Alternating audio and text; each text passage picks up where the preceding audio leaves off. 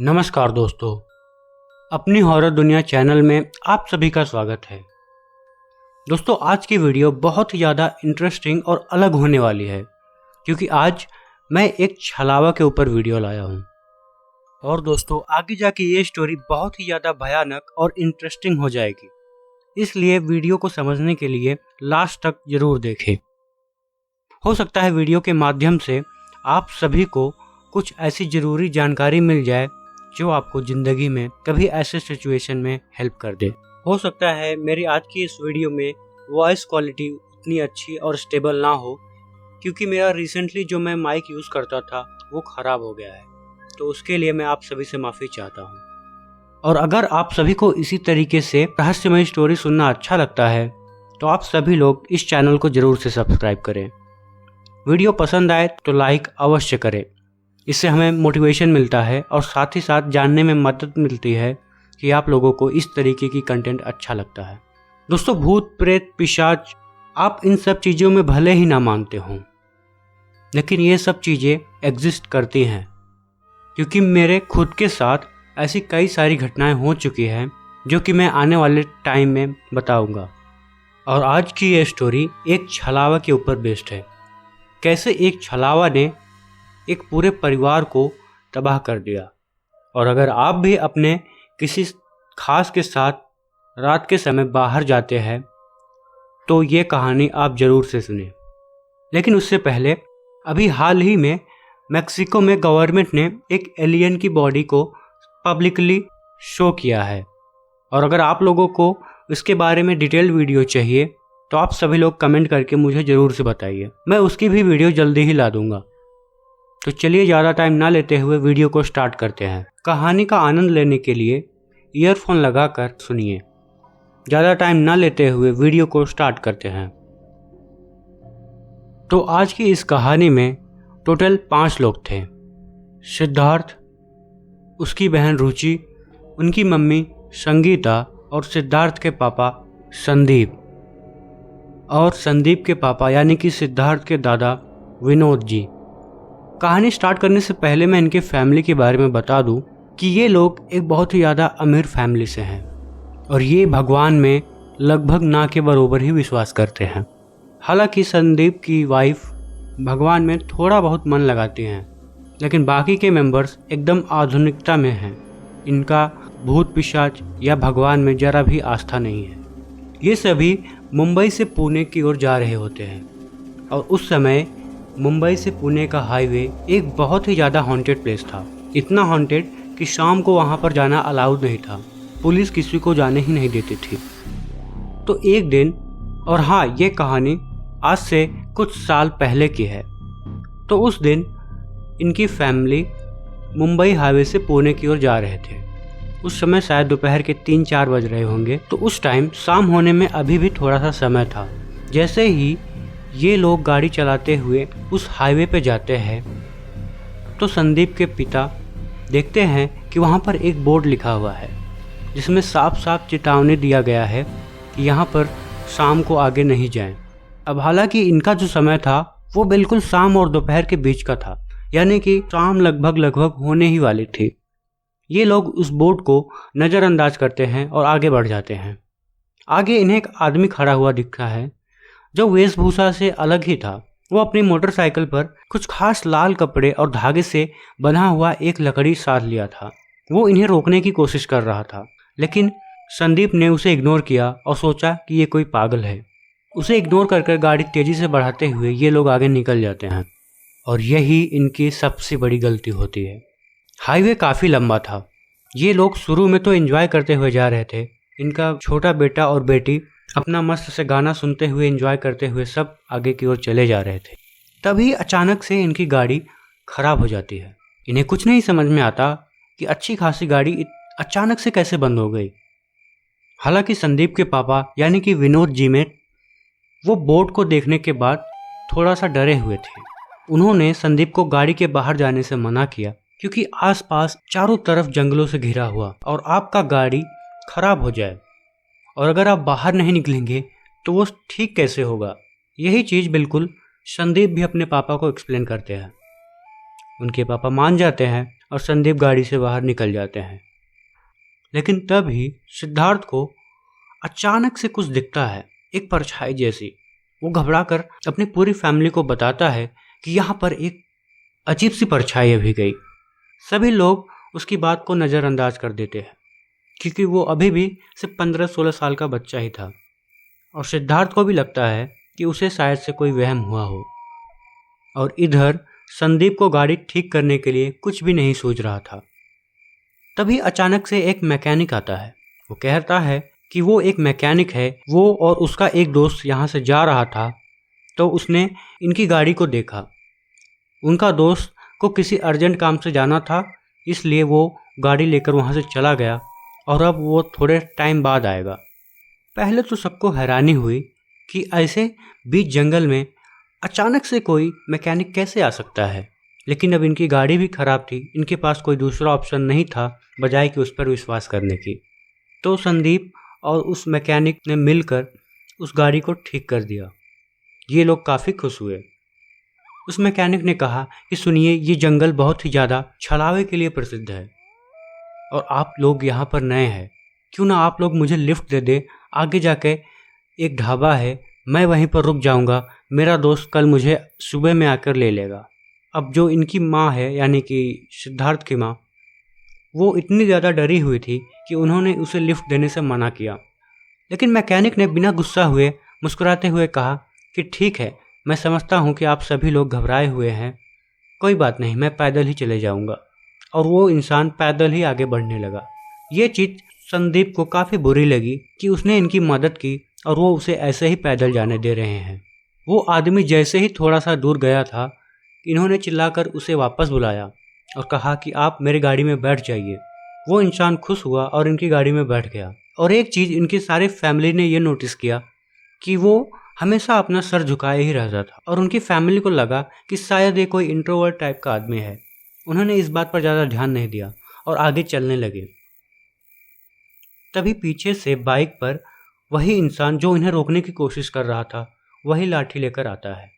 और जैसे ही वो मैकेनिक उसे देखता है, पता नहीं क्यों काफ़ी ज़्यादा डर जाता है और इनकी पूरी फैमिली से कहता है कि गाड़ी तेज करो, वो छलावा हमारे पीछे है। इनकी पूरी फैमिली इतना ज़्यादा घबरा गई थी कि इन्हें कुछ सूझता नहीं। ये गाड़ी को और तेज़ बढ़ाते हैं और मैकेनिक कहता है कि सामने से लेफ़्ट ले लो, वो एक शॉर्टकट है और वहाँ वो इंसान उसे नहीं मिल पाएगा। अब अच्छा खासा सड़क होने के बावजूद भी ये लोग लेफ़्ट ले लेते हैं। लेफ़्ट में कुछ दूरी जाने के बाद मैकेनिक कहता है कि गाड़ी को यहीं पर रोक दो। वो लोग गाड़ी को रोक देते हैं और मैकेनिक कहता है कि अब हम थोड़ा वेट कर लेते हैं और ये निश्चित कर लेते हैं कि वो हमारे पीछे नहीं है। ये लोग गाड़ी खड़ा करके 5 मिनट देखते हैं और वो इंसान इनसे काफ़ी पीछे चला गया था क्योंकि ये गाड़ी को काफ़ी तेज़ी से भगा कर लाए थे और अब इनके जान में जान आई। फिर मैकेनिक गाड़ी में बैठता है और इन्हें उसी शॉर्टकट पे से रास्ता बताते हुए एक ढाबे के पास जाने के लिए कहता है और कहता है कि क्यों ना ढाबे पर हम रुक कर खाना खाएं और फिर आगे जाएं। सारी फैमिली इसके लिए राज़ी हो जाती है और जैसे ही वो लोग ढाबे पर पहुंचते हैं, मैकेनिक कहता है कि मैं गाड़ी में ही हूँ, आप लोग जाइए खाकर आइए। इनकी पूरी फैमिली खाना खाने के लिए बाहर चली जाती है और सबसे स्ट्रेंज बात यह होती है कि ढाबे पर एक भी इंसान नहीं था। ऐसा कैसे हो सकता है कि एक बड़ा सा ढाबा है और वहाँ पर कोई एक इंसान भी नहीं है। ये पूरी फैमिली आपस में यही सब बात कर रहे होते हैं कि इनके छोटे बेटे का फ़ोन उसी गाड़ी में रह गया था। वो कहता है, पापा मैं अपना फ़ोन लेके आता हूँ। और जैसे ही वो फ़ोन लेने गाड़ी के पास जाता है, वो देखता है कि वहाँ पर वो मैकेनिक नहीं है बल्कि एक लाश जो कि बुरी तरीके से कटी हुई थी वहाँ उनके गाड़ी में था। सिद्धार्थ इतना ज़्यादा डर जाता है कि वो तुरंत ही वहाँ से चिल्लाकर अपने मम्मी पापा को बुलाता है। सब लोग दौड़े दौड़े वहाँ पर जाते हैं और देखते हैं तो वहाँ पर कुछ नहीं होता। ये चीज़ सिद्धार्थ को समझ में नहीं आई कि ऐसा कैसे हुआ, लेकिन अब वो मैकेनिक भी वहाँ पर नहीं था। सब काफ़ी ज़्यादा डरे हुए थे। हालांकि अब भी इनके माँ बाप को यही लग रहा था कि सिद्धार्थ झूठ बोल रहा है, क्योंकि सिद्धार्थ का स्वभाव बचपन से ही मजाकिया टाइप का है। वो अक्सर ऐसे प्रैंक करता रहता। उन्हें लगा सिद्धार्थ उन्हें डराने की कोशिश कर रहा है। लेकिन इनके दादाजी काफ़ी ज़्यादा घबराए हुए थे। वो कहते हैं कि यहाँ से तुरंत निकलो। तुम लोग को कुछ अजीब नहीं लग रहा कि यहाँ पर एक ढाबा है और यहाँ पर कोई भी इंसान नहीं है? संदीप अपने पापा से कहता है कि वो मैकेनिक कहाँ है, हम उसे अकेला छोड़ के तो नहीं जा सकते। लेकिन संदीप के पापा कहते हैं कि वो मैकेनिक यहाँ पर नहीं दिख रहा है और इन्हें जल्दी से जल्दी यहाँ से निकलना चाहिए। और वे सभी तुरंत गाड़ी में बैठते हैं और तुरंत आगे की ओर निकल जाते हैं। अब ये रास्ता भी भूल चुके थे, इन्हें समझ में नहीं आ रहा था कि हमें किस दिशा में जाना है। ये लोग करीब 5 से 10 मिनट गाड़ी चलाते हुए आगे जाते हैं कि इन्हें सड़क पर एक माइलस्टोन टाइप का दिखता है जिसमें लिखा था कि पुणे 17 किलोमीटर। इसका मतलब कि पुणे 17 किलोमीटर और दूरी पर है। अब ये सब काफ़ी खुश थे कि चलो अब हमें रास्ता तो पता है, हमें बस आगे ही बढ़ते जाना है। ये लोग गाड़ी को करीब 5 से 7 मिनट और आगे बढ़ाते हैं और ये वापस से एक माइलस्टोन पे पहुंचते हैं। और इस माइलस्टोन पर भी यही लिखा था कि पुणे 17 किलोमीटर। इन्हें लगता है कि शायद गलती से ये दूसरा माइलस्टोन भी किसी ने 17 ही लिख दिया है। और ये लोग वापस से गाड़ी चलाते हैं और करीब करीब उतने ही टाइम बाद वापस से ये लोग एक माइलस्टोन पे पहुंचते हैं और इस माइलस्टोन पे भी वही लिखा था कि पुणे 17 किलोमीटर।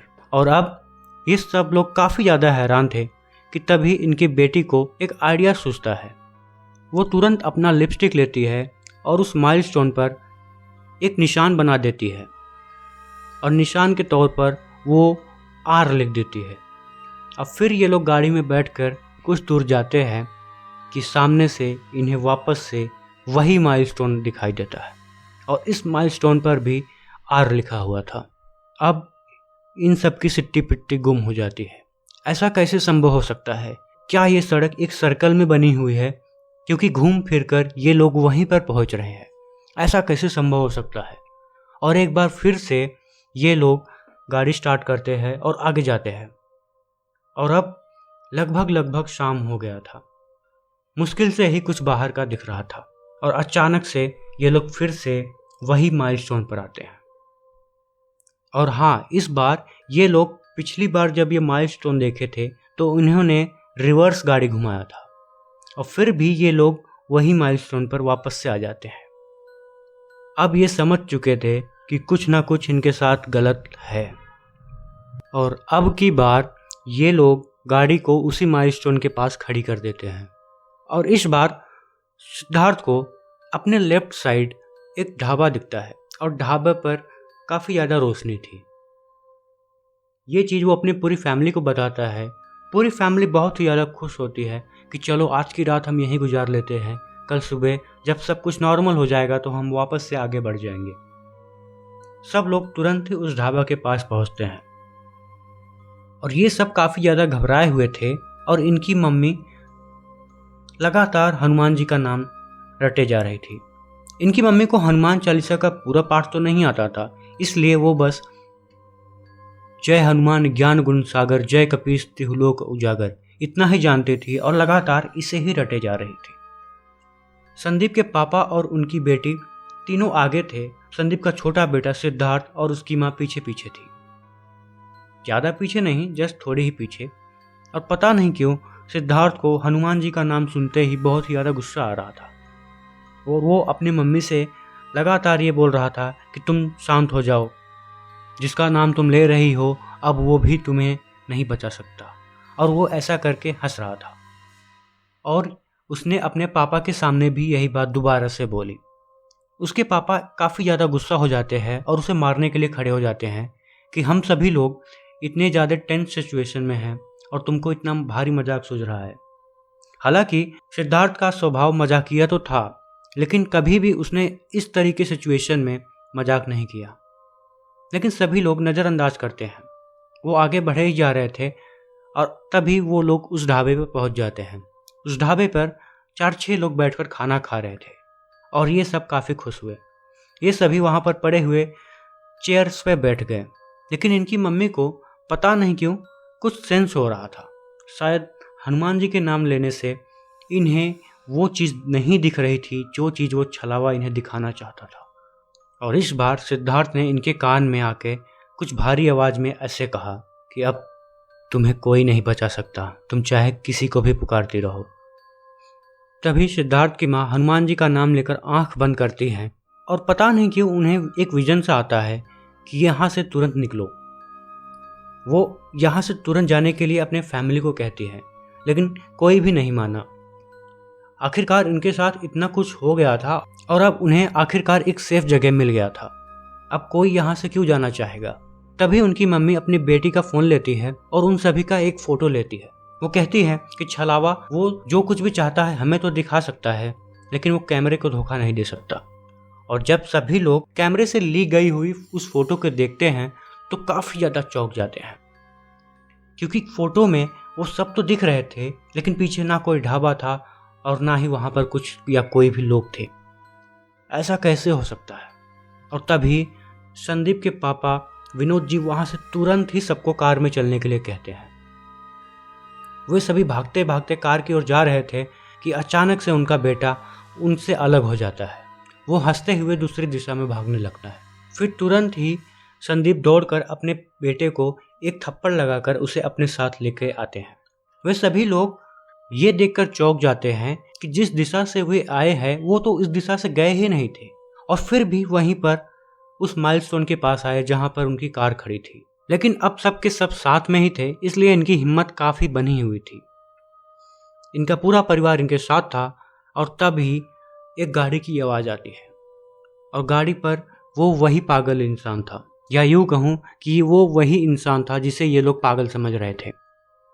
वो तुरंत गाड़ी से उतरता है और सबको कहता है कि मेरी आंखों में देखो।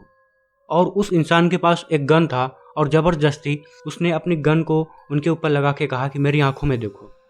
पहले उनकी मम्मी, पापा और रुचि ने देखा, और यहाँ उनके बेटे यानी सिद्धार्थ की पता नहीं क्यों हरकतें कुछ अजीब सी हो गई। वो इधर उधर नीचे देखते हुए जंगल में काफ़ी तेज़ी से भाग गया।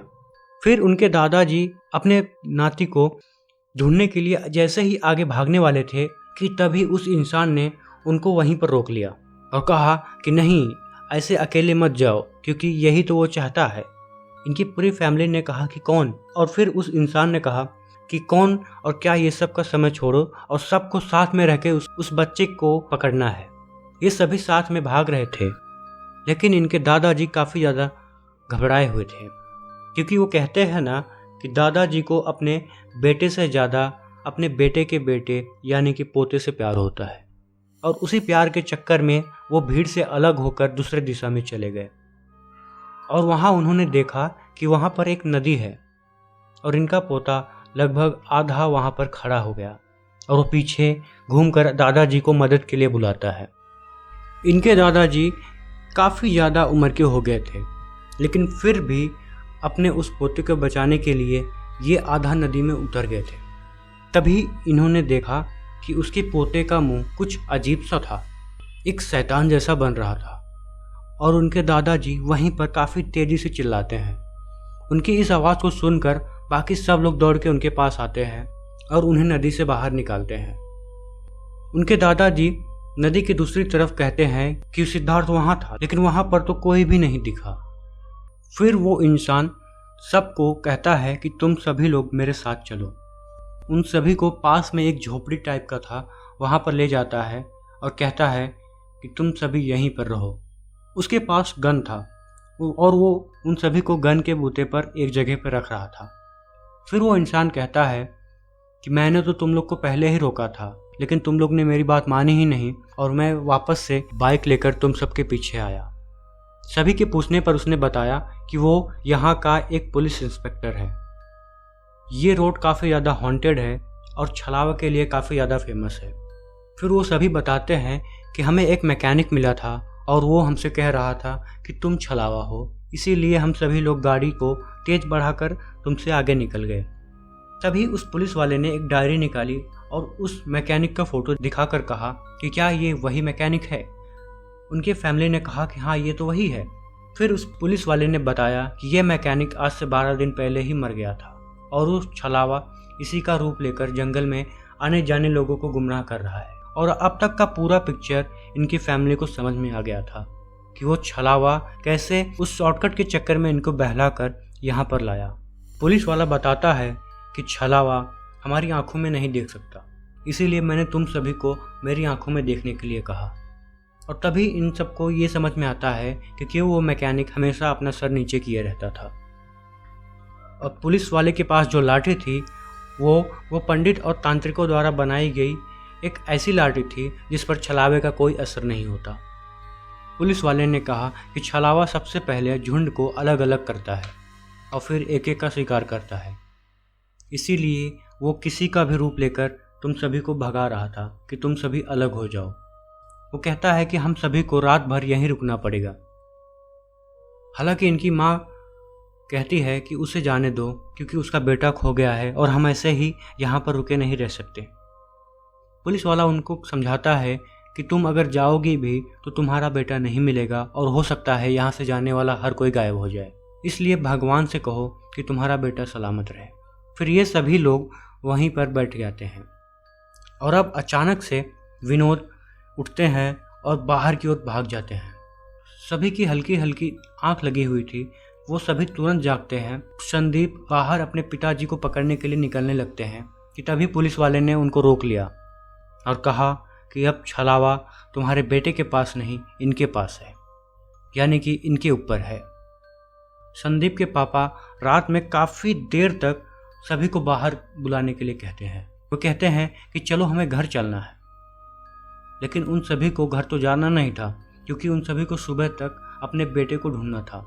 वो सभी समझ जाते हैं कि ये छलावा है। फिर करीब आधे घंटे के बाद वो उनकी आवाज़ आना बंद हो जाती है और तभी इनका बेटा आता है, डरी हुई आवाज़ में कहता है कि मम्मी जल्दी से दरवाज़ा खोलो। और इनकी मम्मी जैसे ही दरवाज़ा खोलने जाती हैं कि पुलिस वाला उन्हें रोक लेता है और कहता है कि अगर ये छलावा हुआ तो। मम्मी कहती है कि छलावा तो उनके दादाजी के ऊपर है, हो सकता है ये मेरा बेटा ही हो। अब एक माँ को पुलिस वाला भी नहीं रोक सकता। वे दरवाज़ा खोल देती हैं और उनका बेटा अंदर आ जाता है। पुलिस वाला उनके ऊपर उस डंडे से मारने ही वाला होता है, तभी उसने नोटिस किया कि सिद्धार्थ अपनी माँ की आंखों में देख सकता है, जो कि ये तसल्ली दे रहा था कि ये अब सिद्धार्थ ही है, कोई छलावा नहीं। फिर उसके मम्मी पापा सभी लोग उसको गले से लगा लेते हैं और इधर पुलिस वाला अपने कंट्रोल रूम में फ़ोन कर फोर्स को बुला लेता है। और जब थोड़ी सुबह होती है तो इनकी फैमिली में इनकी बेटी, बेटा, संदीप और उनकी वाइफ तो सेफ होते हैं, लेकिन संदीप के पिताजी यानी कि सिद्धार्थ के दादाजी की लाश उसी माइलस्टोन के पास पड़ी हुई थी। ये घटना काफ़ी ज़्यादा हैरान कर देने वाली थी और कैसे एक छोटी से लापरवाही के कारण इनको अपने पिताजी की जान गंवानी पड़ी। साथ ही साथ हमें इस कहानी से पता चलता है कि छलावा कितना ज़्यादा घातक हो सकता है। तो दोस्तों, कैसी लगी आप सभी को आज की ये स्टोरी? मैं आशा करता हूँ कि आप सभी को अच्छी लगी होगी। अगर वीडियो अच्छी लगी हो तो चैनल को सब्सक्राइब करके लाइक ज़रूर से करिए। मिलता हूँ आप सभी से नेक्स्ट वीडियो में, तब तक के लिए टेक केयर।